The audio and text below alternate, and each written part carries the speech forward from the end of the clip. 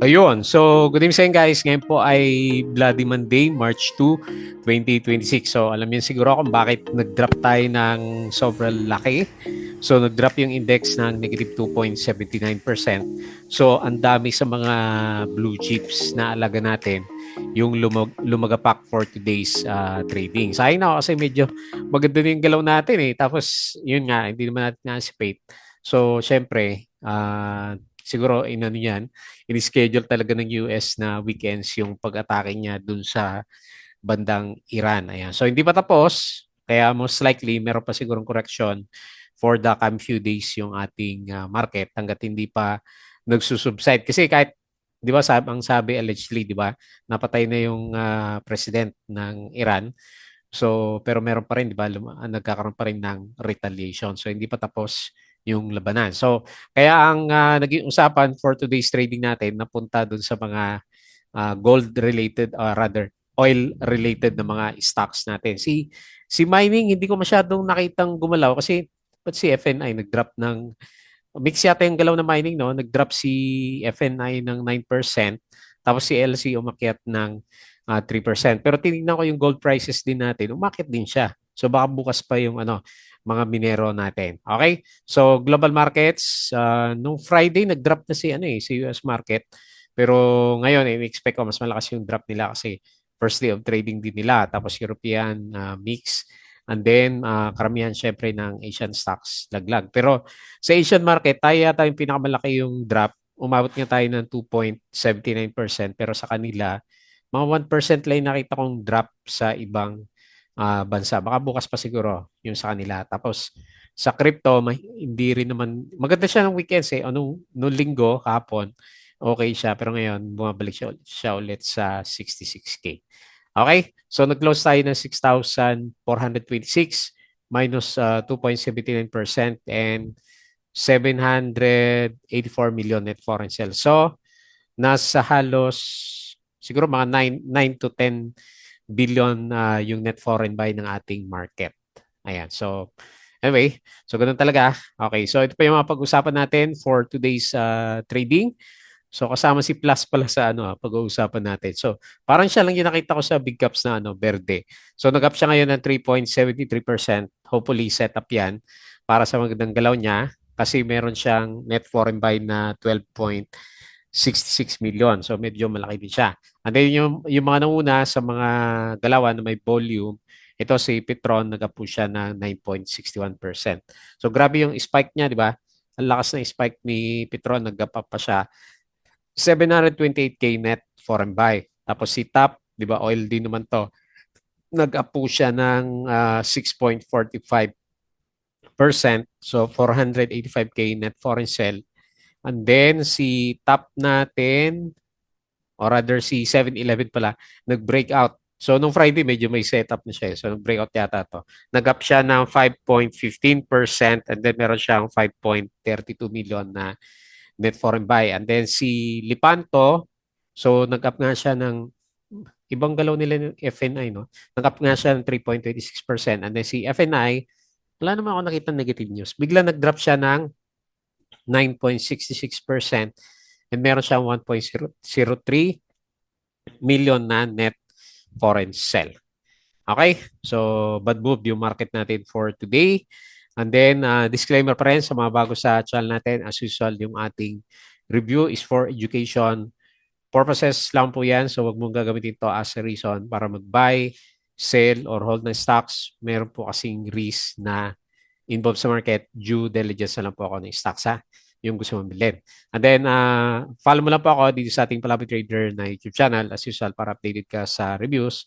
Subscribe ka lang po kung gusto mo join ka dito sa trading community natin. Okay? So, yung mga nakasubscribe, maraming salamat po sa mga viewers natin. Yung mga check mo na lang.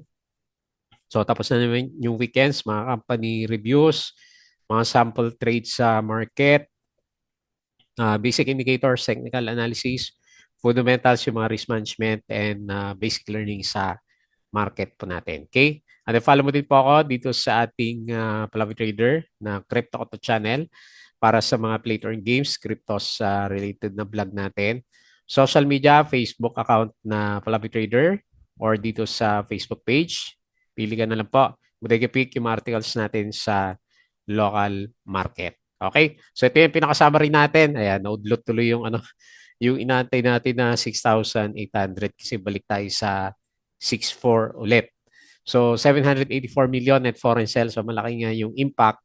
Ang pinaka-tinamaan dyan is yung ating industrial, negative 2%, holding firms, yung mga big caps.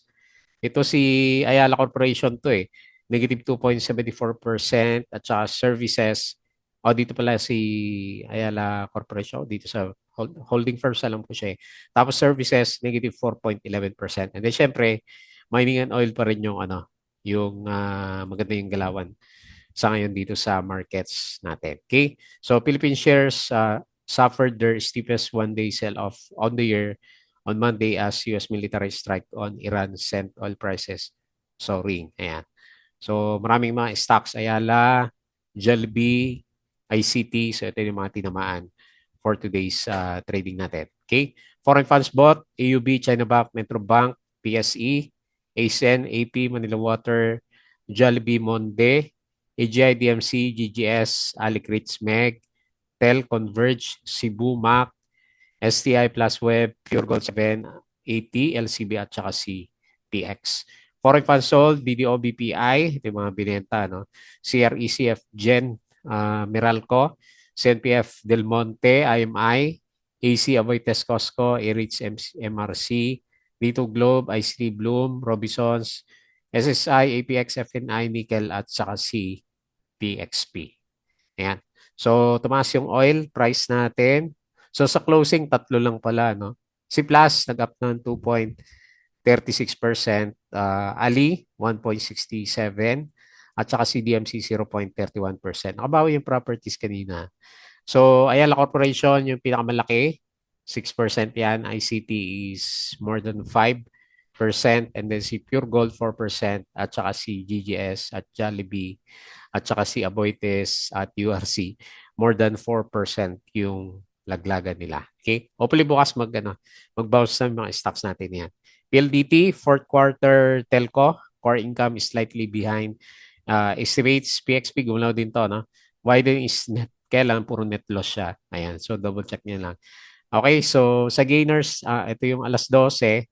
Tama ba? Alas 12, oh. Parang sila pa rin. Parang hindi, parang nagkamali ng post si DA Market Securities. Parehas lang. SM Investment Waste at Last Mining Exit to focus on core businesses. Ayan. Yung mga, merong Atlas 8, tama. 80, no? Atlas Mining, ayan. So, check nyo lang, mukhang magbebenta siya ng SM. Nickel, net income, Trills forecast. Ano ba siya? Pero up naman siya, di ba? Yung nickel prices natin. Okay? So, kita pa rin yan. PXP, net loss pa rin. Okay? Dami siyang post. SMPH approves 100 million common share reclassification to preferred shares. So, fuel hike tayo. So alam niyo na yan, yung gera. Palseb adjusted Middle East flights. So baka maapektuhan din yung businesses nila, di ba? After airspace closures. So share buyback, SMPH, SM, AGI, at saka si OPM. Maynila Shell plan for each Terasa Rizal water treatment. Tapos acquisition, acquired shares siya. Oh. So 21.8. Ayan, good news para sa mga merong Maynilad. Petron, Shell, Rally, while Cebu, Pal drop on war fears. O, yun na. Yung epekto. So, SEC orders Digido to stop operations. Plus, okay, may mga balita tayo kay Plus ha. Nung isang araw, di ba, yung hotel and casino, nag-acquire ng shares pero sobrang baba, di ba? 2 pesos lang. And then ngayon, bumili ulit. Nakita ko yung price, 16 pesos, di ba? O, di ba? So, bumabalik yung mga officers natin. Magaling din sila eh kasi nung nagbenta tong mga to, alam ko 30 plus eh. Tapos bumalik sila 16, di ba? O panalo si DG Plus owners. Emirates distributable income soared 18%. Maya Ice dual listing IPO. Okay, around 80% of oil and gas flow through the Strait of Hormuz go to Asia. So ito kasi yung Iran. may giyera. Ayan. So, diyan dumadaan yung mga oil daw natin.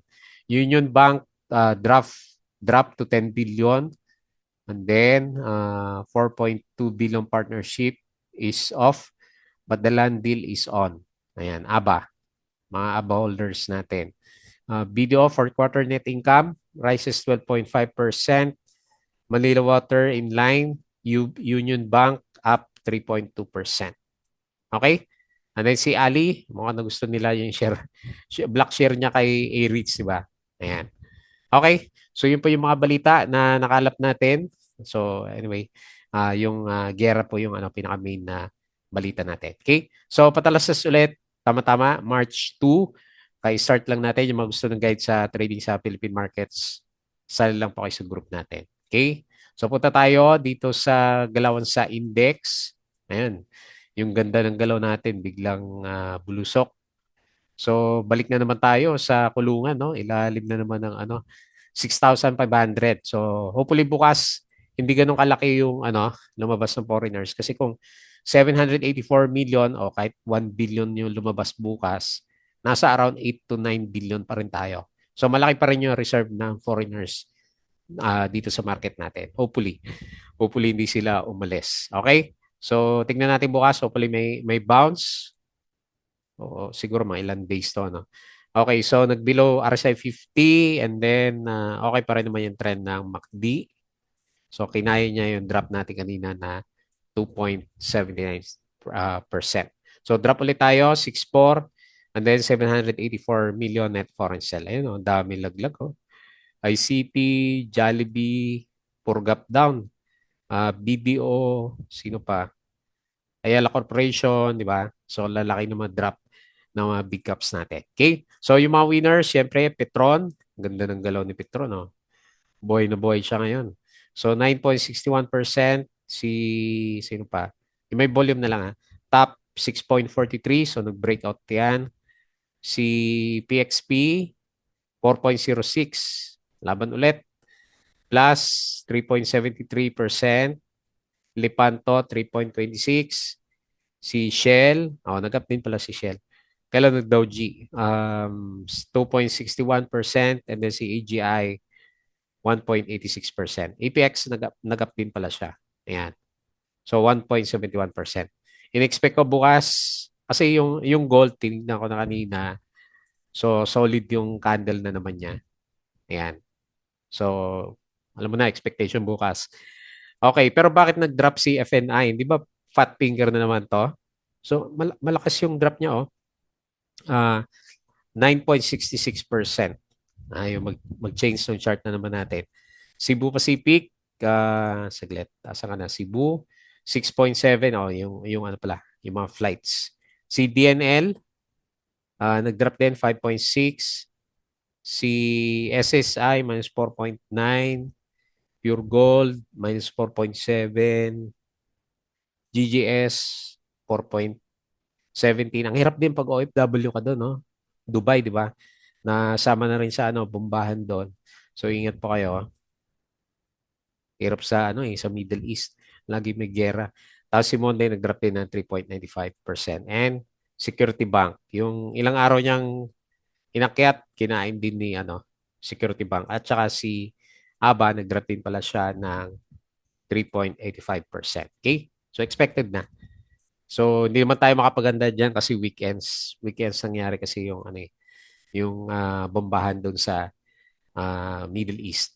Okay, so mukhang mamaya mapula ulit sa US market. S&P futures negative 1.08, Dow futures negative 1.10, at saka si Nasdaq negative 1.46%. Okay? So drop, Europe drop, tapos Asia markets, majority is drop. Meron na rin pala mga nag 2%. Pero tayo pa rin pinakamalaki kasi 2.79 yung drop ng index. Okay po. So crypto, akala ko dito pupunta yung mga traders wala din. So 66K, mas mataas kahapon 68 to eh. Si Bitcoin, 1.9K si Ethereum, BNB 618, XRP 1.35, Sol 84, and then si Dodge is 0.09 ulit. Okay? So laglag din yung mga alaga natin sa cryptos. Okay? So, quick review dito sa mga trending stocks.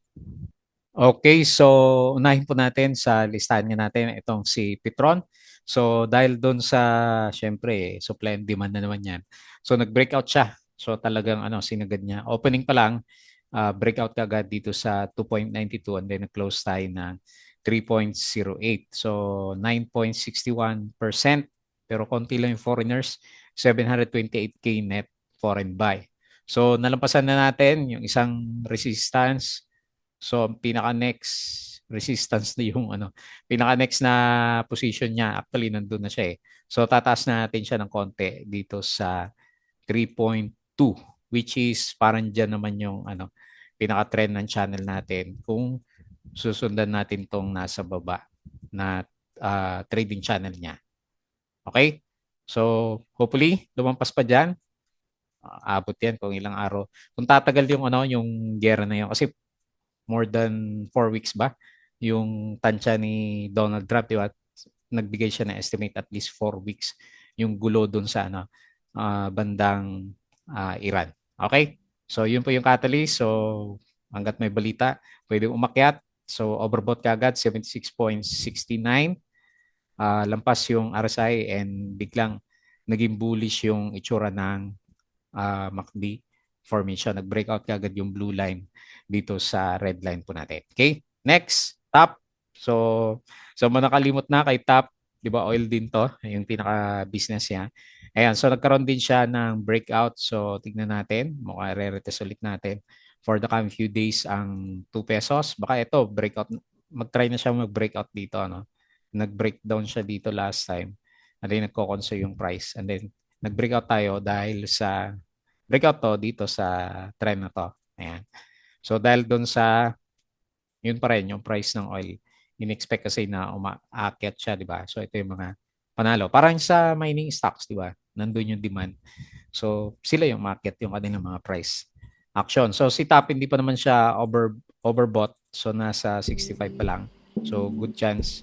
So baka malaki pa yung chance na umabot tayo dito sa 1.27 or 2 pesos siguro na pinaka main na resistance niya. So nag-close siya 1.65, 6.45%, meron siyang 165 pesos na net foreign set. Okay? Gaano kalaki yan? Kung hopefully abot siya diyan sa level na yan, no? Medyo malaki din siya, no? Kasi umabot siya ng 21 o possible, di ba? 21% yung sa resistance area natin. Okay. Malay mo. Next, 7-Eleven. Nung Friday, napansin ko na to na may dalawang candle to na nag-breakout. Ayan. Medyo nauntog pa rin siya, no? Pero nag-breakout siya kanina. Nauntog ba? Okay. Sige, i-assume natin meron siyang konting breakout. So good sign para kay 7 and then pinaka-next na resistance is 45. So good sign din kasi drop siya sa MA100 since ilan to? August 2025. Ayan. So, tapos ilang araw lang, no? Babawiin niya yung kanyang pinaka-main na resistance last time. Okay, so good sign. Nag-overbought din siya dahil sa lakas ng sipa niya. Ayan. Nag-close siya 38.8, 5.15% up and nagkaroon ng volume, 5.32 million net foreign buy. Okay? Good sign na rin yung pinapakita ng MACD formation natin. Nag-bullish siya eh. Ayan. Okay? So good. So para sa mga naghahanap ng mga breakouts, ayan, 7-Eleven. And then next si Plus. Dami niyang balita, no? So yung hotel and casino, tapos nagkakaroon ng insider buying.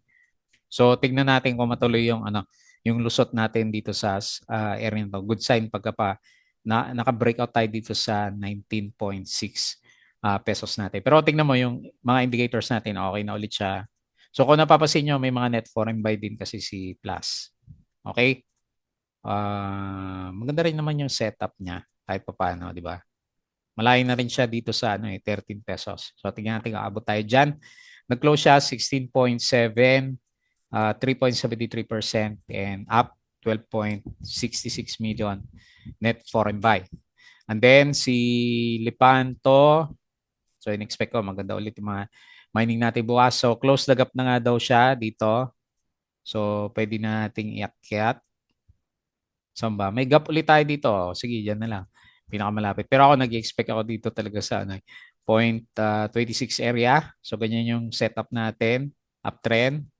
Maganda yung galaw. Yung RSI okay din. So, bullish yung pinapakita. Ganun din yung MACD formation natin. Okay? So 0.22 yung closing, up 3.26, zero yung ano, net foreign buy. Okay? And then lastly si FNI, ewan ko to, baka pat finger na naman si ano FNI, nagtakbuhan bigla yung mga mga traders natin. Ayan, nasa na si FNI. Okay? So tignan natin baka parang ganun na naman last time, oh. May pa-shake out na naman siya. Hopefully hindi lang mabasag yung support natin dito sa MA20. Bantayan nyo na lang po yung mga holders natin. So biglang bumaliko. Hindi ko rin alam bakit Ang bilis ng drop niya, laki oh. So negative 9.66% yung yung drop niya. So 2.15 yung close, negative 1.03 million net foreign sell. Okay? So tingnan natin, medyo bumaliko yung MACD formation. Pero yung RSI nandito pa rin sa bull side ng trend natin. Yun nga lang, ang laki ng drop niya for today's trading po. Okay? So observe na lang ulit tayo sa galaw ng market. Mukhang sa US Iran pa rin yung pinaka negative catalyst ng global markets. Marami pa okay tayo ngayon. Marami tayong net foreign buy. Pero hopefully hindi sila magtakbuhan. Kapag prolong kasi yung issue doon, possible mag-breakdown pa tayo ulit ng 6,400 level. Okay po, hopefully hindi naman. So bakit tayo mag-close? Please don't forget to subscribe dito ulit sa ating Palabi Trader na YouTube channel, yun ka lang sa group. Crypto ko to, follow mo na lang, Facebook account, Facebook page, Budagipig, Twitter, and Patreon sa mga gusto ng guide. Sali lang po kayo dito. Okay? So yun lang, maraming salamat. Kita ulit tayo bukas.